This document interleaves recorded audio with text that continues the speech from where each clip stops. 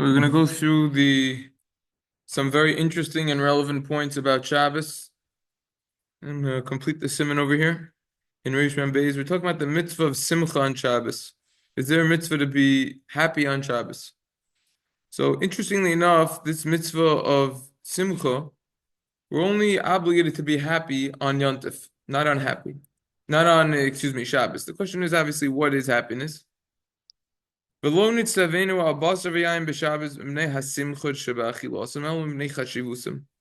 not obligated, we are not commanded to eat basar and drink yayin on Shabbos because of the simcha that is involved when we eat it.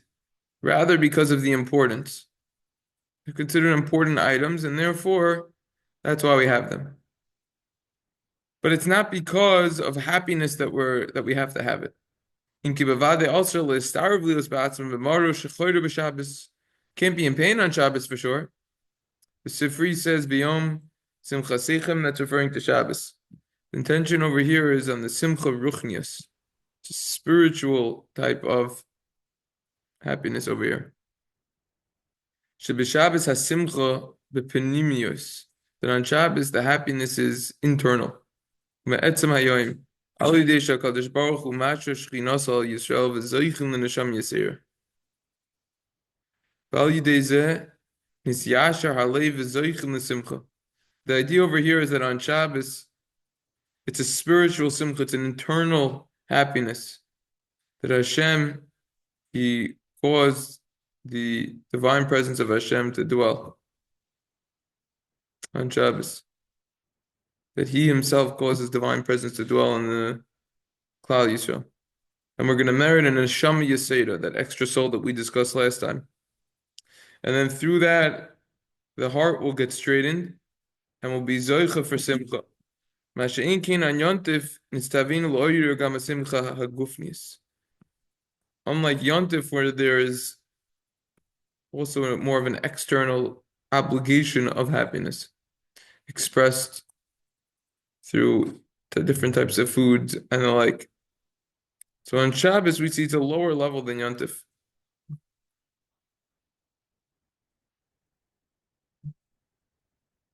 That we see from this over here.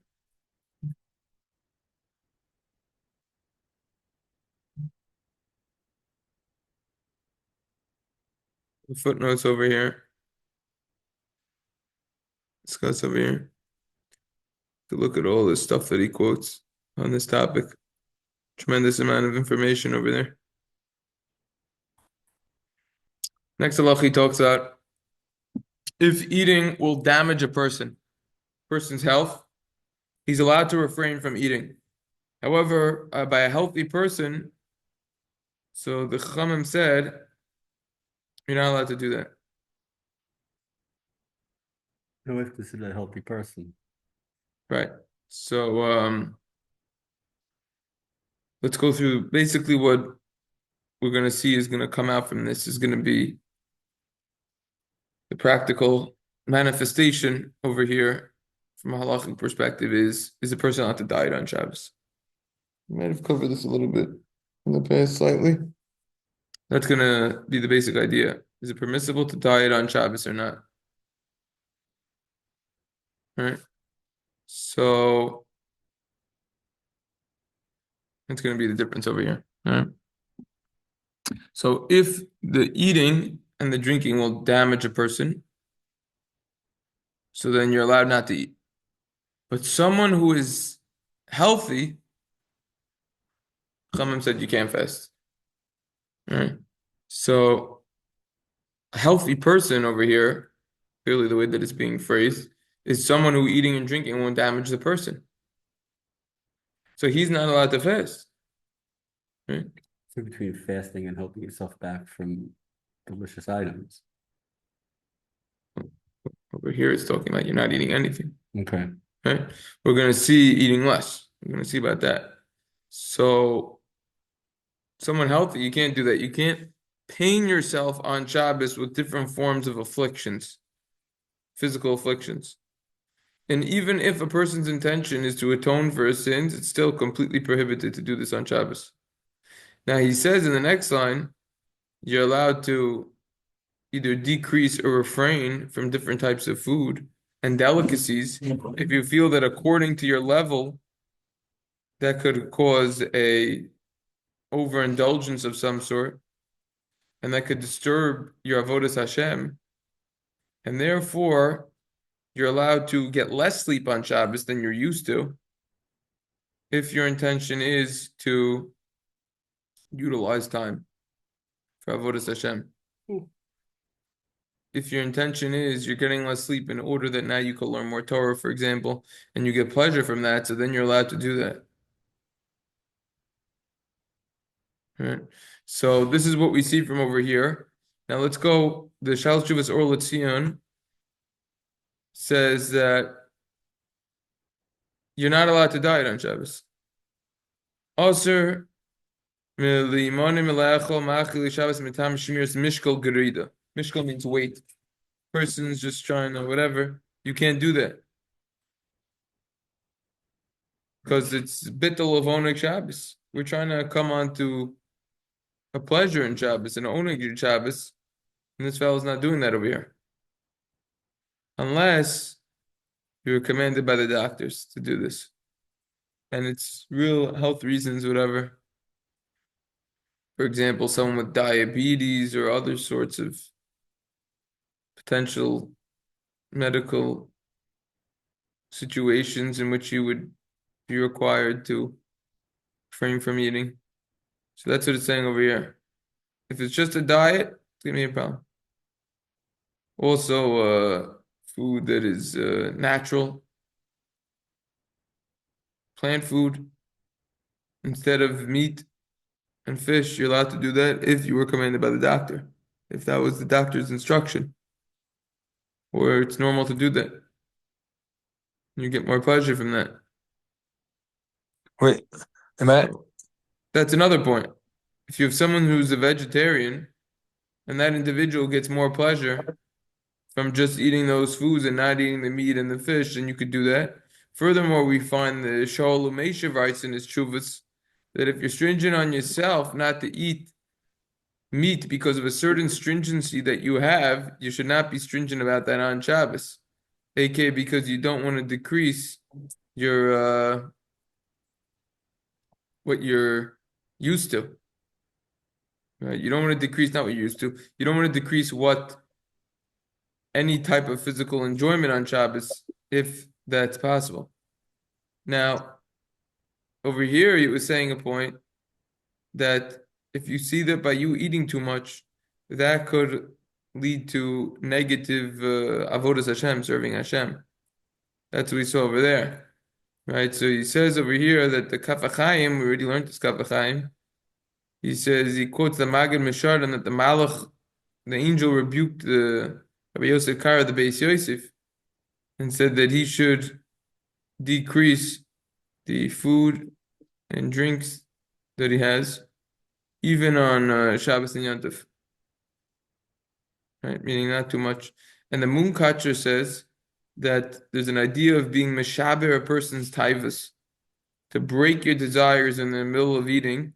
The Gemara says, "Su'uda shahanasechi himenu moshuch yedecha himenu," that if you have a meal that you're getting pleasure from, you should just pull away your hand in the middle. In other words, that there's an idea of if you're overindulging, just stop in the middle to break that desire that you have on Shabbos, Yontif, anytime. So the question is, it could be a contradiction over here because you're supposed to be eating. Yeah, So how could you reconcile that? Based on what we said, it depends on the person. If according to his level, he sees that now he's gonna lose out on the holiness of Shabbos because he has all the food and everything, so then he should refrain. But if not, so then he could do both. Also, the Reisha Chachma says it's fitting not to fill yourself up from all these types of foods, even from food that vafilim edvarim tovim. Excuse me, even if it's healthy, if it's good food, you shouldn't fill your desires. Afilu b'Shabbos, he specifies, even on Shabbos. Also, he says, Shabbos, you should be kovish, so you should conquer your evil inclination. You remove the food that you desire.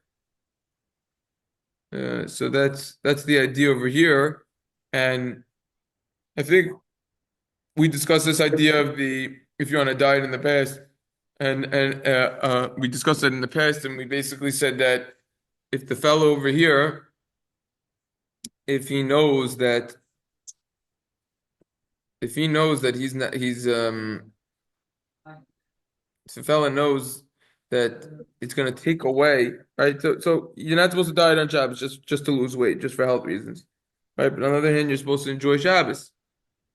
But he doesn't really want to eat too much so just eat whatever you want, just have it in moderation. I think that's the best compromise. Have it in moderation. Now, over here he discusses, let's say a person ate his Suda and then he vomited it, right?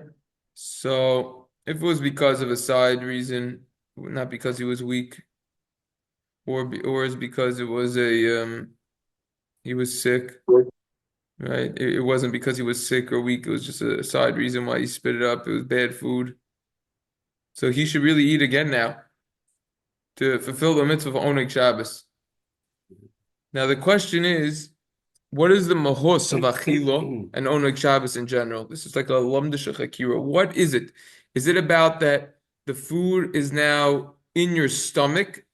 The hainu, it's a hanos meyav. It's on your stomach. The pleasure or no?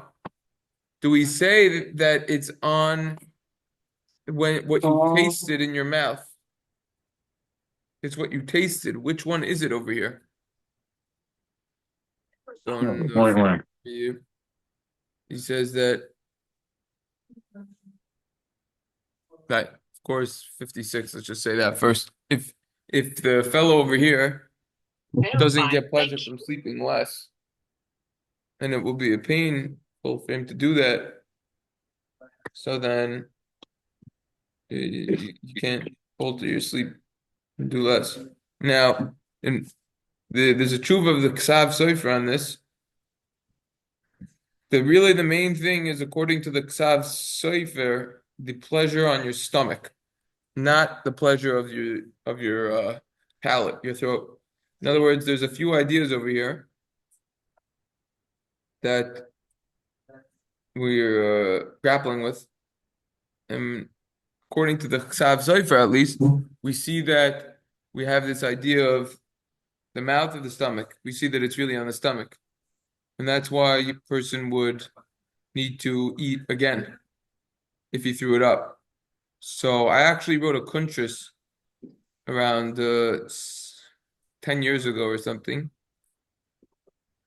on everything about throw up and halacha. And this made it there.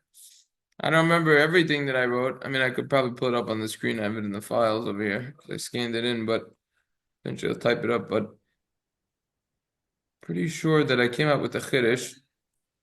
It could very well depend on how much you threw up. Sometimes a person just throws up a little. So if you just throw up a little, what's the problem over there? Right? You have more food in your stomach still. So then you wouldn't need to re-eat. In other words, this idea of that you got to eat again, how much did you throw up? If you threw everything up, fine, that's one thing.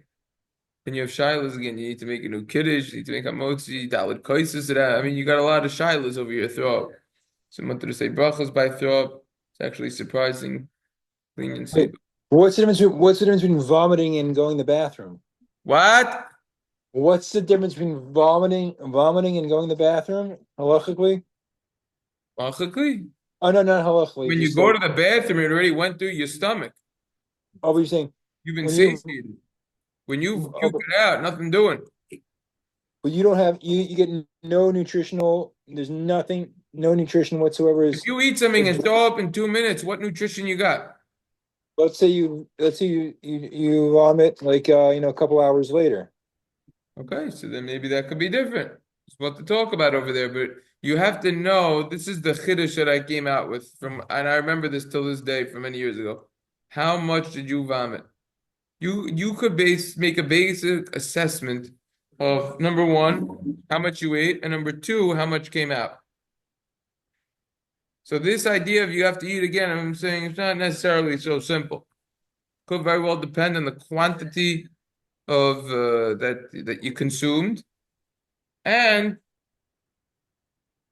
that went the other way, right? Now, it says over here, even if it's for health reasons, you can only eat a little. So you should What else still. would it be?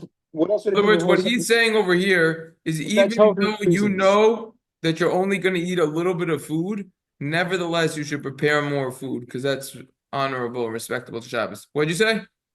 What else would it be besides health reasons? What do you mean? Why else? Why wouldn't someone just want to eat unless what's the other reason someone would stop eating? Or they like there's a very nice food they like. Why They else? fill up quickly, maybe. Diets and all these things. Well, all this point is saying over here is whatever you're going to eat, have more food extra, right? Yeah. It's like at a simple, you never want to run out of food. Same idea. But does that go back to our question before about what costs are covered with Chabad Shabbos, right? We said before that, right, what you eat is what's covered in the leftovers, probably aren't covered with how Shabbos pays you back. No. We're going to learn more about that momentarily, actually. Let's talk about little two dishes over here, right? This idea of you have one more dish of what you have during the week. We already learned about it. It's old news, yeah? Shalosh shudas, you don't need two dishes. However, you gotta have fish.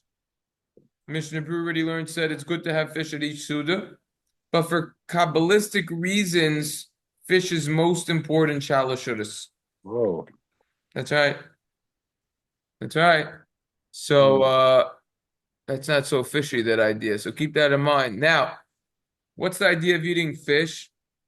We already discussed in the past a few ideas. Some say that it's a chiyuv midaraisa from the Torah to eat fish. The Bnei Yissaschar says we don't hold that way, but you see the importance. Fish, they got their bracha on which day? 5. The fifth? That's right. Humans, we got our bracha which day? Sixth. Shabbos is which day? Seventh. Oh, hachut hameshuloch loy b'meher yanateg. The triple ply cord won't be broken quickly. Yeah. They also say if you have a Talmud Chacham 3 generations in a row, won't be broken. Same Right. exact idea. That's So when you interesting. eat it on Shabbos, you're gonna get an everlasting bracha, because that finishes the 3 day in a row, and you got the fish, you got a bracha on each day. Special idea. Didn't think about that one before 2 minutes ago, eh? Comes a What was it? Fish are on 5. Fish are on 5. comes along the Arizal, and he says the neshamos of tzaddikim are already gilgulim in fish. So that's why you have to eat it with all the heilige kavanas to be masaking the neshamos that are megugal in the dogim itself. Some Hasidim eat 'em- they don't use silverware for fish. They only use their hands. Yeah, we already learned that Is what before. when you learn that? About that. Oh, Yeah, yeah. but we don't do that.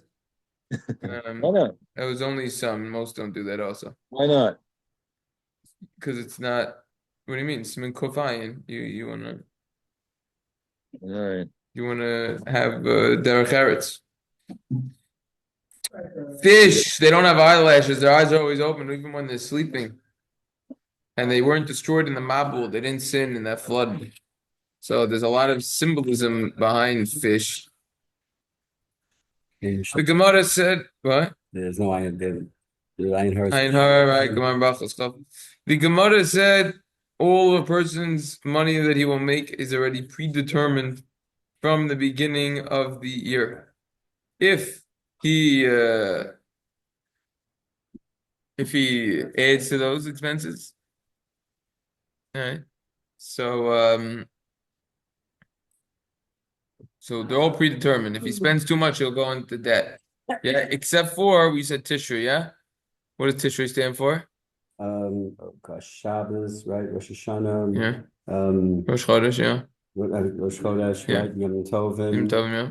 right? And Yeah. the tough is Talmud Torah. That's right. So it says over here, look, it's not just those expenses. Any expenses towards anything Yontif, anything Chol Hamoed. The truth is, other Rishon and the Rashba, the Ritva, they say any mitzvah that you spend money on, you will get it back. Rashba.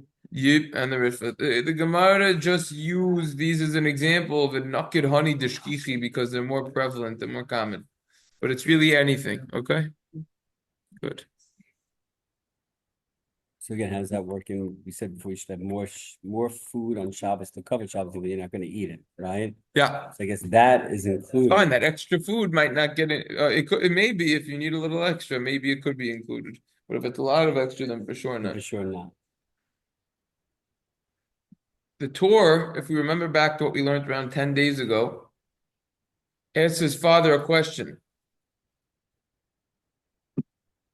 Am I considered, what's my status? Should I make my Shabbos weekday like, or what should I do? You didn't have that much money. Torah said, "V'loi hashiveni davar barer." He didn't know an answer. So he says, "What's going on?" Rabim tamu shaloi matzino ach v'rei b'kol chalki haTorah. We don't find such a language anywhere else in the Torah. Shaloi psiski aviv harosh brum v'chadim. We don't find anywhere else where his father's quoted and his ruling that he gave wasn't very clear and easily understandable. He made over here a psak for all future generations for a lot of people. Right? This is So this is something that the Rosh knew. He wasn't just giving a ruling for his son. He knew that whatever you would say would apply to future generations as well. Right? So don't make a simple ruling over here. He said, I can't make a simple blanket ruling because it depends on the bitachon of a person. A lot of what we're talking about is number one, practically, where is a person holding from a financial perspective? How much does he have, etc. But another major aspect is, what is his belief in Hashem? So the Torah himself learns that you need to borrow from others because he had more bitachon. So you have to know your bitachon. So that's why he didn't give a blanket rule. That's his explanation over there. Mishnah Berurah said that if a person sent you food to eat on Shabbos, don't eat it during the week. You're going to say, if this is mamish and isser, or if it's a midas chasidus, is this a full-fledged prohibition, or is this like something that you should be careful about, but it's okay if you weren't? So if you don't need it on Shabbos, because you have already extra food and someone sent you food, and if you're going to leave it until after Shabbos, it'll be yeilach le'ibud, it will get destroyed, it'll be bal tashchas. Or if you don't regularly eat such a food on Shabbos, you're allowed to eat it during the week. This is if somebody sent you a package. Yeah, they sent you something. So us people have been sending us a lot of food because we just had our kid, right? They make meals, they do this, desserts, all these types of things. Yeah. Literally yesterday. Very nice. Second time in a row, we got meatballs and spaghetti. And then the same day, Sunday, people are off, we got a lasagna. And then it comes with some sides. What are you gonna do? And they make enough food that it's gonna last for 3 meals. Comes in these huge trays. What are you gonna do? So the same thing with Shabbos. We got extra food. Breakfast, lunch, and dinner. Yeah. Still it's enough. Too much. We got stuff also from before. I think those are the end of the meals that are coming in. So now we could actually finish everything, maybe. Give us a chance to finish. But this is what they're saying. If you got sent food on Shabbos and you're gonna leave it till after Shabbos, it's gonna get ruined. Till the next Shabbos, a week later, you could eat that during the week. That's fine. What about fulfilling the mitzvah of Torah Meho on Erev Shabbos? You're allowed to. Regarding fulfilling the mitzvah of Torah Meho, that's fine. You could do that with that food also. Right? What this is talking about, if someone comes over and gives you something and tells you, I'm giving this to you in honor of Shabbos, don't change it to something else. But if someone goes to the store and buys something, or he designated food or something else for Shabbos, so he could now have a charata and he could change it for what he wants during the week. He could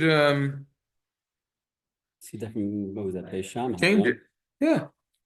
He buys something, he can switch it up. That's right. So this is the difference as to number one, you have two heterim. Number one, did you yourself buy it or did someone give it to you? And number two, what's number two? Is if if you bought it is number one. Number two is if you have leftovers. If you're not gonna be able to finish everything on Shabbos. Those are the heterim over here.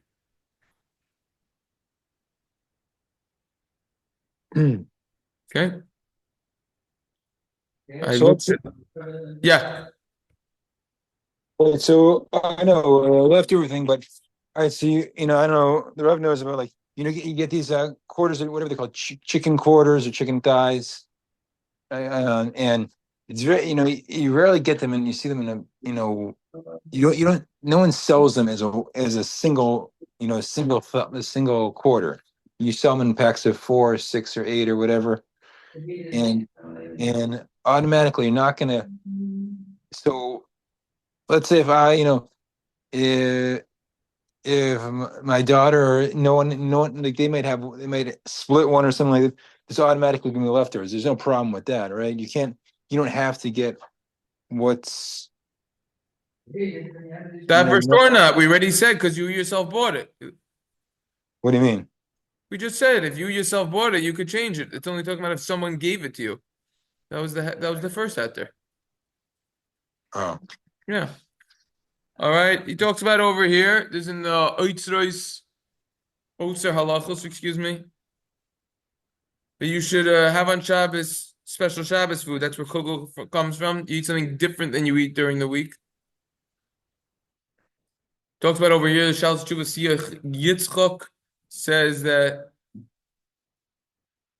Shabbos during Mincha is a Eis Ratzon.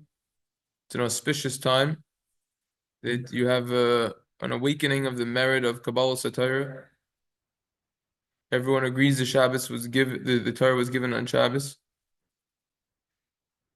Jews are compared to fish, just like fish, they jump up even to get new drops of water. So too, we jump to hear new Torah. You didn't hear anything about eating fish on With Shabbos. thirst, with thirst. Right? No, there's no special lineage of eating dugim on Shabbos. No, But according to this is what he's saying. I No, think there should be. no. He's saying Shabbos. Why? Because that's the Zman Matan Torah. Oh, because Shavuos is Zman Matan Torah? Okay. Yeah. I hear that.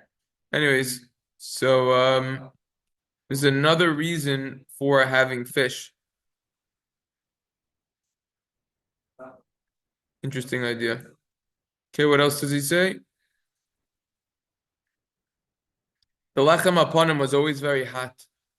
So the Yabed says, according to that, you have to bake the challah specifically on Erev Shabbos. It should be very, very hot, like the lechem aponim. This could be where the custom developed to put the bread in a type of oven with the Shabbos mode on, or warming jar, hot plate, whatever it is. And the reason is because perhaps the lechem aponim. This week's partial. And more? Could be.